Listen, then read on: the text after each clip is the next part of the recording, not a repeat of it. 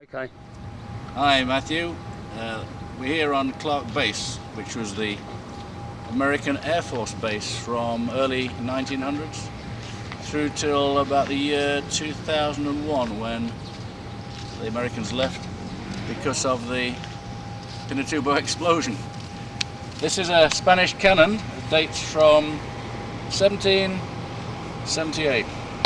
The Spanish ruled the Philippines for 400 years until the Americans took over in 1899 after the American-Spanish War. And there's a museum behind us. My cameraman just pans round. That's the Clark Museum, and there's got some nice exhibits in there. And we'll just walk over here. Yeah, this is a Japanese 25mm anti-aircraft gun.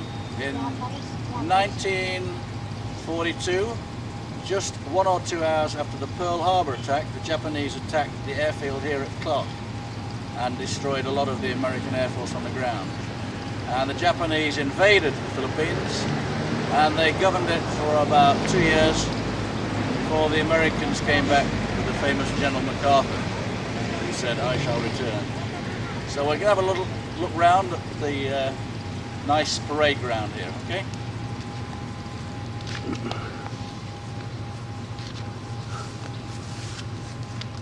As you can see, all these big trees. 7 Pinatubo.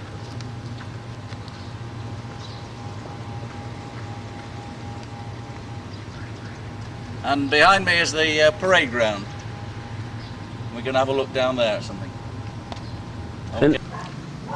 We're halfway down the parade ground now, and as you can see, there are 2 big gate posts here with Fort Stockton 1902 written on it. This was the name of this base before it was changed to Clark. Both Stotsenberg and Clark were American Army officers, and various deeds they did that was named afterwards. Now, this is the American cavalry. And what are they doing here? Well, if you look to the left, these are the Filipino patriots who rose up against the Americans to try and kick them out. But they didn't succeed, and the Americans continued to rule the Philippines until the Japanese came in. Americans ruled for about 100 years, and the Spanish for 400 before that. And here's a pan round of the parade ground. If it hadn't been for the American forces being here, this would all be houses and roads by now.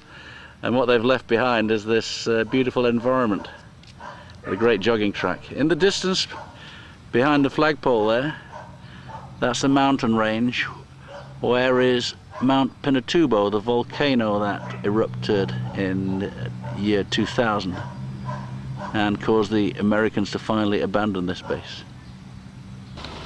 Now, this is not World War II era, this is more recent. This is a bomb dump, and they would put a number of bombs in here, and you can see just one just over there and another one in the distance. And they kept them apart so that if one blew up it wouldn't set the others off. And this is where they would have kept the bombs which they would have loaded into the planes going to Vietnam in the time of the Vietnam War. And as you can see, we've got a lot of fruit trees here now. It's turned into an orchard, and quite a pleasant area. And we're off to go and see the Kamikaze airfield next. Now, this is the Kamikaze West airfield.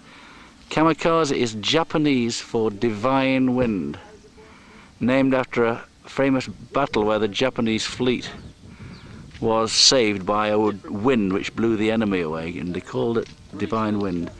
And when the end of the war was coming and the Japanese were being beaten by the British and the Americans, they started flying the aircraft complete with the bombs into the American and British boats and sacrificing their life, and that was what a kamikaze pilot was. So this is a very historical place, but they of course lost the war at the end of the day. There's a shrine over there, we'll have a look at that. And this is the shrine here. This is the place where the very first kamikaze pilots took off World War II, and it gives the date there of 20th of October 1944, and I'll take a still photograph of that later so you can read it. And close by there's a little cave in there which is an air raid bunker. You can see the sign there. Of course the original landing strip no longer exists.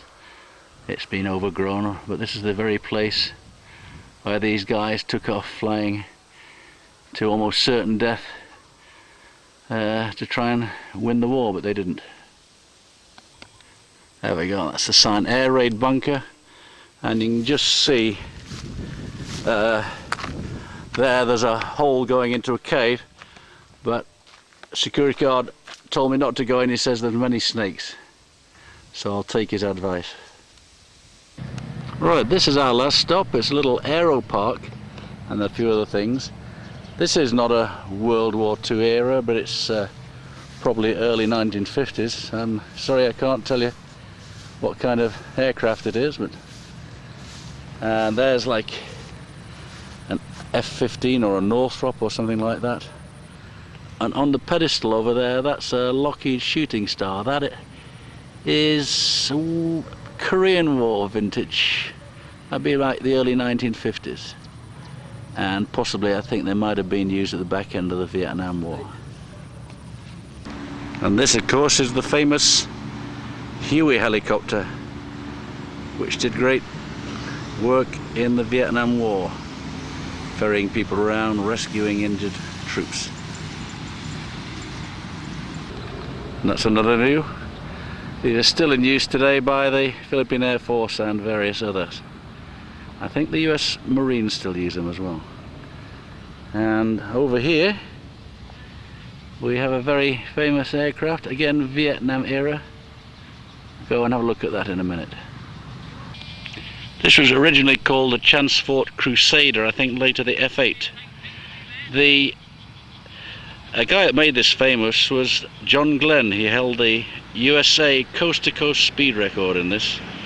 He then became the first man in space, first American astronaut.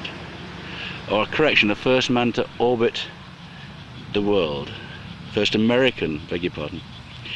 And he then became a senator, John Glenn, and I think he's still around. Very famous man. And finally we've got an artillery field gun. This is quite possibly the type of artillery piece that your grandpa David would have operated in the Vietnam War. Something probably quite similar to this. About a 4-inch shell, or maybe 100mm, I don't know.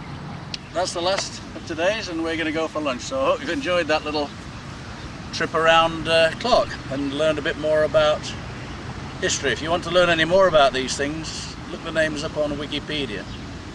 Bye for now.